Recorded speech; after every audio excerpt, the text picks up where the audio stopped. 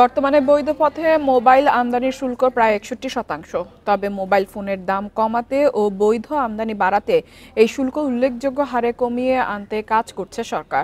বুধবার এক সংবাদ বিজ্ঞপ্তিতে এ তথ্য জানায় টেলিযোগাযোগ মন্ত্রণালয়।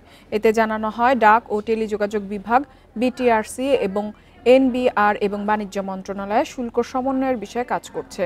শুল্ক কমানো হলে বৈধ পথে আমদানি করা ফোনের দাম কমবে। বিজ্ঞপ্তিতে জানানো হয়, বর্তমানে ব্যবহৃত সচল মোবাইল ফোন ১৬ ডিসেম্বরের আগে বন্ধ হবে না। আর বাজারে অবৈধভাবে আমদানি করা ফোনগুলোর মধ্যে যেগুলোর বৈধ IMEI নাম্বার আছে তা বিআরটিসিতে জমা দিয়ে সেগুলোকে বৈধ করার ব্যবস্থা করা হচ্ছে। এদিকে প্রবাসীরা শুল্ক মুক্তভাবে সর্বোচ্চ ৩টি ফোন দেশে আনতে পারবেন।